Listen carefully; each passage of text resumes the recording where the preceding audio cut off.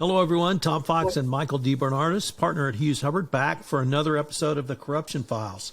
Today, we're going to take up a series of cases that are either called banks behaving badly, or if I told you the story, you'd look at me and say, nobody's that stupid. You made that up, Tom. I don't know which will be the title.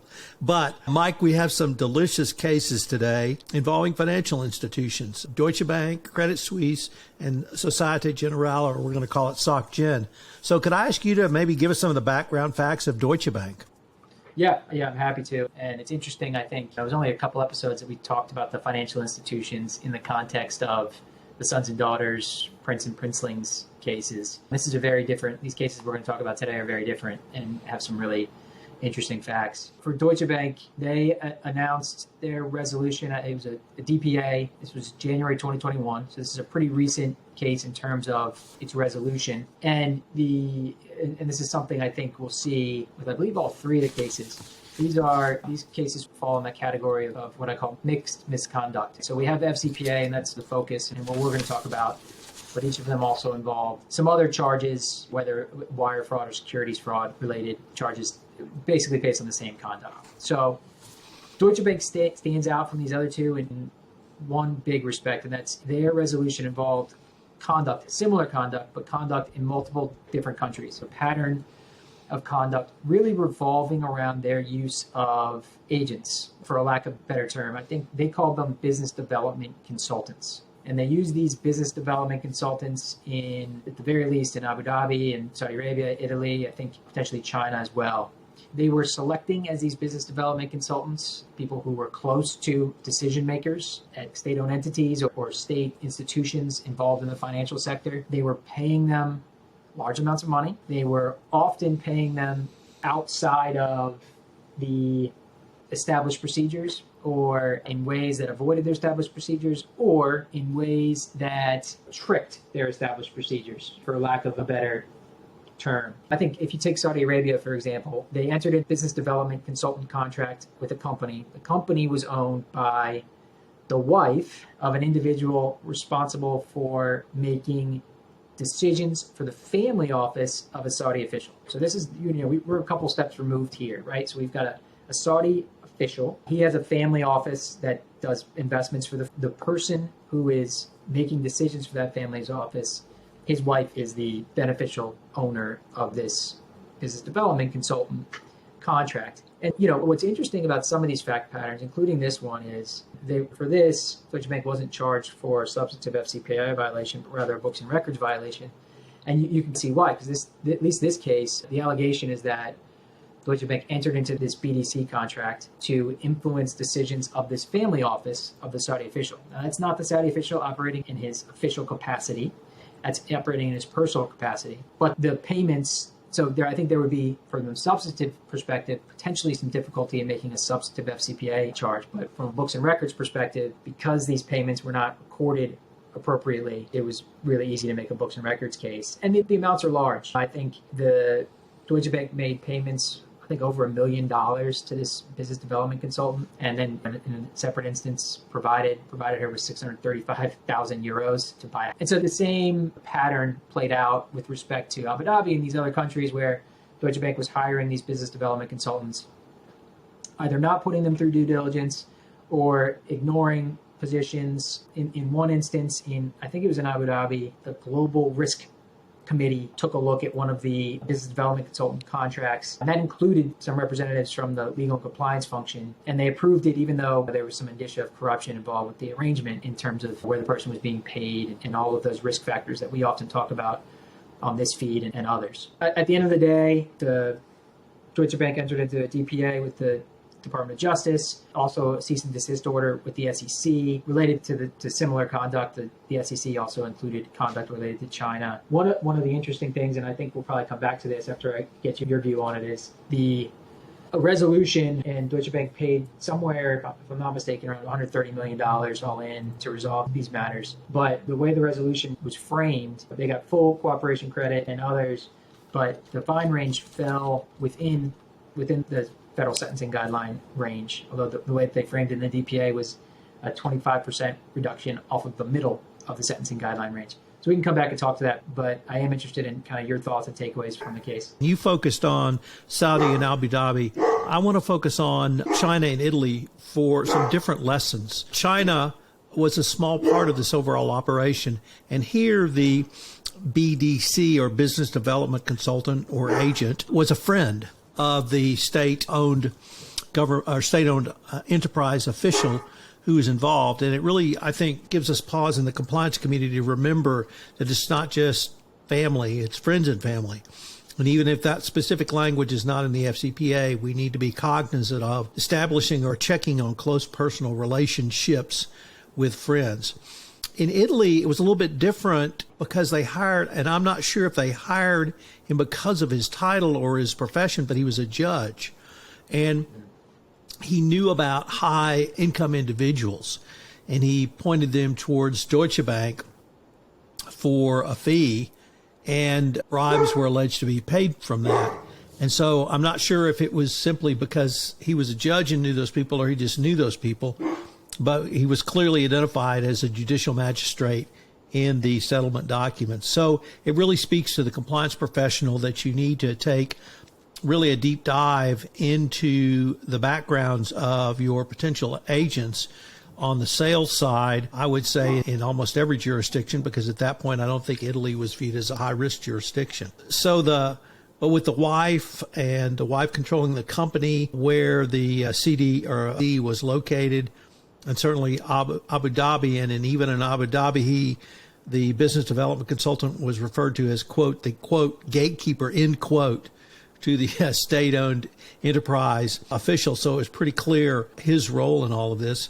But the other thing, Mike, was the settlement documents pointed out the standards Deutsche Bank had in place, and they were rigorous standards. It was documented pre-contractual due diligence, a written contract with the roles and responsibilities of the business development consultant approved by the bank's legal department, a description of services to be performed, compensation and other material terms, payment proportionate to the value of the services received, and review and approval. The problem was they completely disregarded that. There was no review of expertise or qualifications, no determination of whether they're dealing with a foreign official, in some instances, no contracts. I think it was with the Italian individual services or monies were paid above the contract price, sometimes without invoices, and certainly outside the contract. Compensation rates weren't reasonably high. So we had actually a policy and procedure in place. It clearly wasn't followed. One other point I would raise is, whenever you may or may not think of Deutsche Bank, they are certainly known for banks behaving badly, and they were recidivist. Yet they received a 25% discount off their overall fine and penalty. They did not self-disclose, although they were under a monitorship.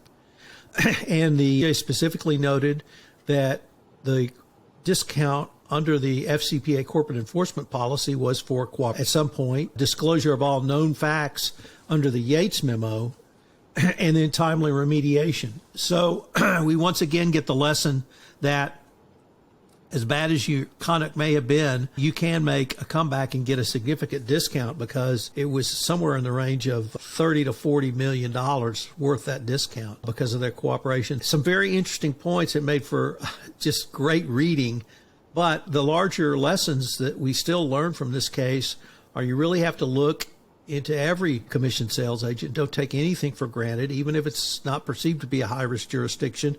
Or I think in the case of China, it was a relatively small amount of monies that were alleged to be paid, yet that was part of this overall enforcement action. Very bad conduct, some very good and important lessons learned, but at the end of the day, Deutsche Bank made a comeback, and they got significantly rewarded from that comeback. Some good lessons, I thought.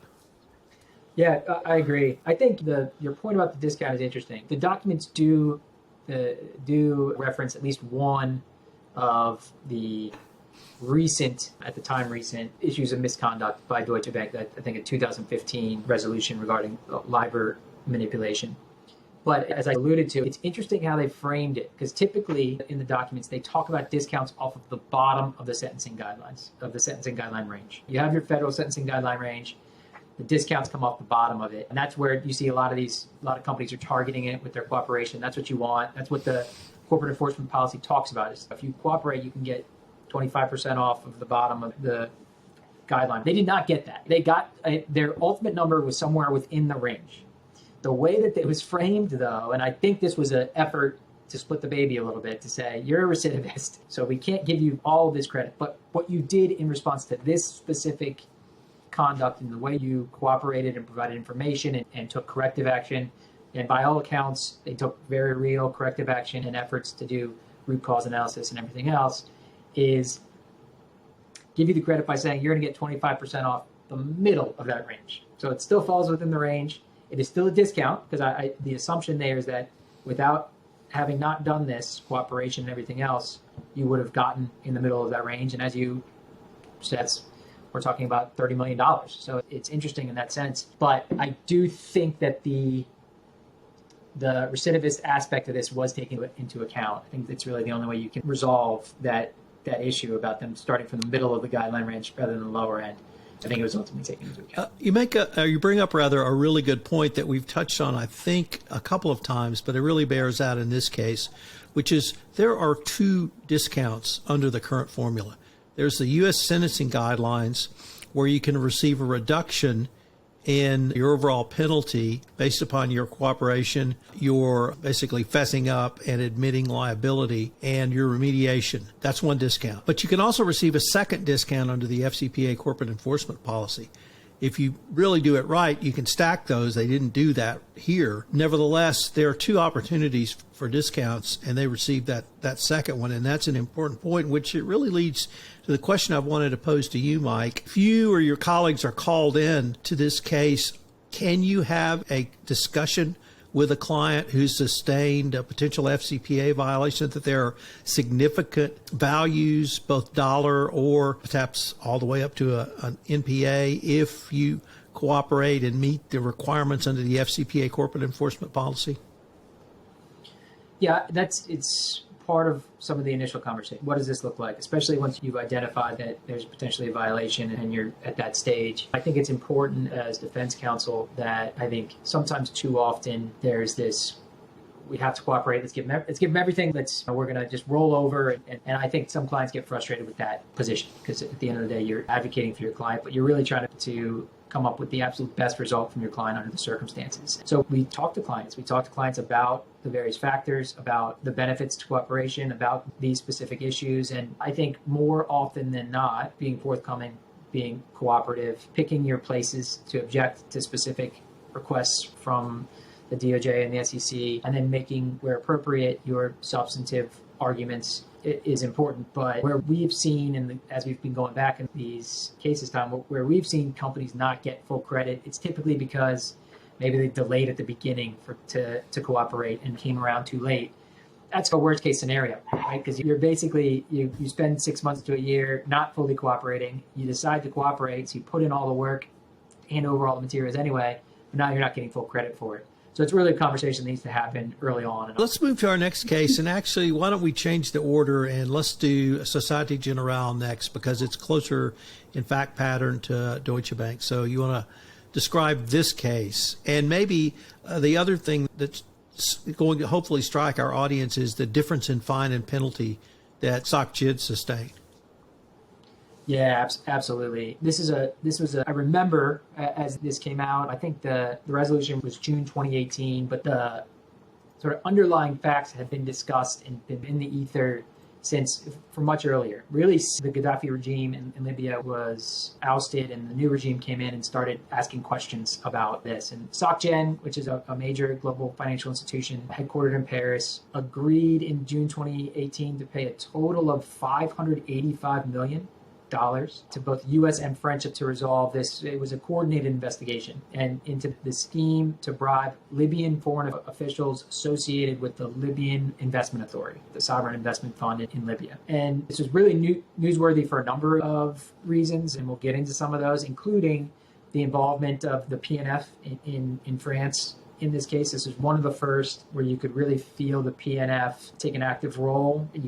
I think if you look back historically, France was not particularly eager to chase foreign corruption, and this was one of their first really big victories here. The DOJ gave them a lot of credit for all the excellent work they did on this case. But The underlying conduct here really started shortly after economic sanctions were eased on Libya in around 2004, and the Libyan Investment Authority went into the market, and they were looking to invest some of their funds now that they could. And it, by some accounts, feeding frenzy of various financial institutions trying to get in the door and get some of this money that Libya had to spend. And for SocGen's part, both directly and through an indirect subsidiary, actually a subsidiary of one of their investment management companies, a company called Legg Mason, which is based not far from me in Maryland here. This company called Permal, basically, as you said, it's similar to the Deutsche Bank case in that they use a third party. So what they did is they found an agent who had a Panamanian company, and the idea was basically help us bribe foreign officials, Libyan officials, to secure these investments. And they were wildly successful, by the way. I think total they secured 13 investments, and they were part of one restructuring, a total value of $3.6 billion. And they earned profits over $500 million on those deals. Just wildly successful with this scheme, if you want to call it that. But early on, this was one of these cases where it was not an agent running wild. Early on, the Permal employees and the SocGen employees and executives knew what was going on with the agent. The agent was paying money, bribes to Libyan government officials, including allegedly I think Gaddafi's son was involved in receiving some of this money, allegedly.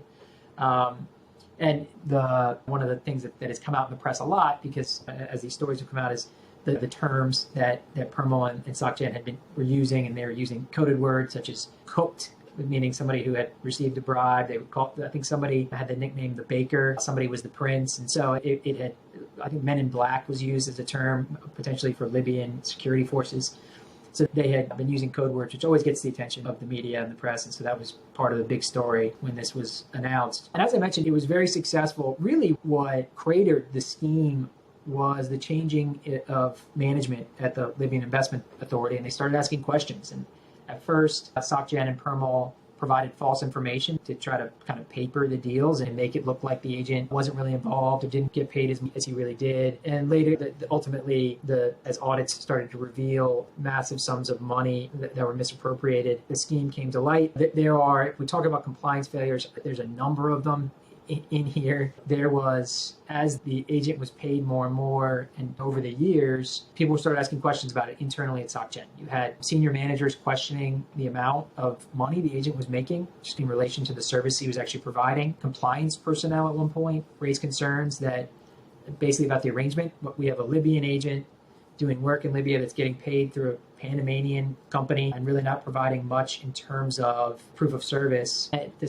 But despite these things, they kept using him, and the enterprising SocGen personnel tried to come up with other capacities to engage the agent through, whether it was a joint venture or sub-consultant type roles. Ultimately, this came out, as I said, starting around 2013 or 2014, the Libyan Investment Authority actually started filing lawsuits around the world against not just SocGen, but other major banks, alleging corruption, and included the agent as a defendant in most of those. And that's when this story really started to build steam and break. And I think people in the space suspected that something was going to come, and it ultimately did here in 2018. So the resolution for SocGen, the fine amount was large. It was large at the time. It's large today, especially including that I believe they also settled with a civil suit against by the Libyan Investment Authority and paid an additional $1 billion to the Libyan Investment Authority. But they, as we discussed with some of these others, they took some appropriate steps after the investigation was started in terms of cooperating and making appropriate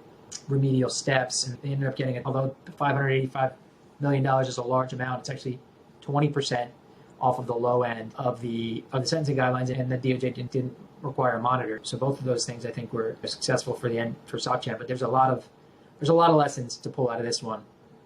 There certainly were. One thing that I thought was significant about this case, Mike, was it was the first time we saw significant cooperation close to a joint enforcement effort between the United States and the French anti-corruption authorities.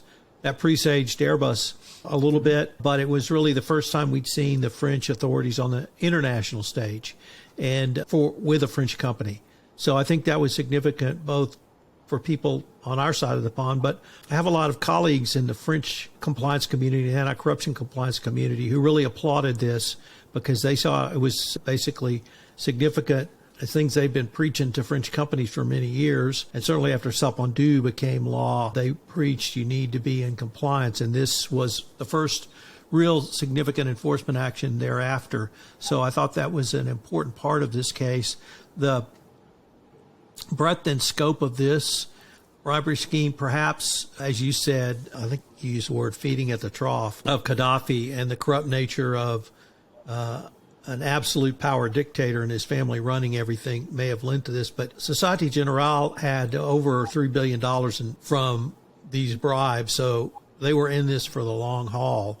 And the lessons, though, if we look at them, Mike, they were almost the basics on agents.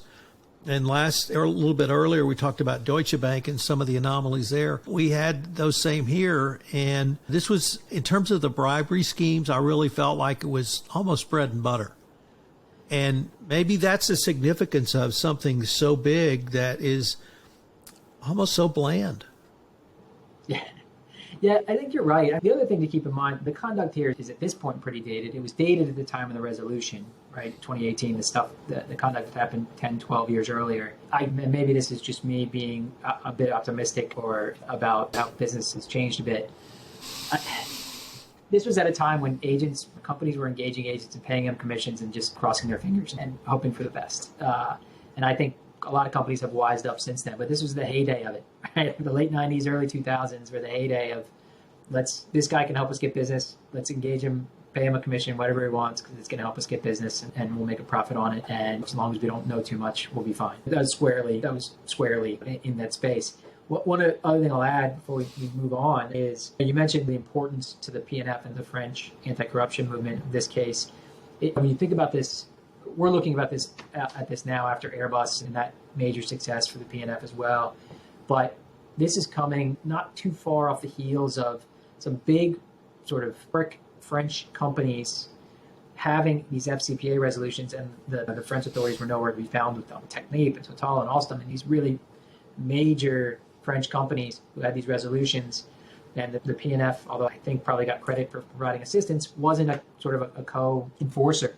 And so this was a big step. This was major news in France, and I think for the global anti-corruption community when the PNF was playing this meeting. You're absolutely right. And sitting today in 2022, we don't really perhaps remember that time, but there was withering criticism, particularly the Alstom FCPA enforcement action, both from not French authorities, but from French citizens and French businesses. Why is the U.S. enforcing this? And this case in many ways began to change that discussion and narrative. Certainly, I think Airbus foreclosed that or closed that discussion, but this was a really significant enforcement action, as almost a co-enforcement action with the PNF. Yeah, absolutely. So, Mike, we're up on 30 minutes. Why don't we hold off on the Credit Suisse, because I just find that one so incredible, and we'll do that one later. Yeah, that sounds good. I do also find it incredible, and then maybe we can combine it with the Goldman Sachs piece, which is equally incredible. I look forward to discussing that at some time in the future. All right.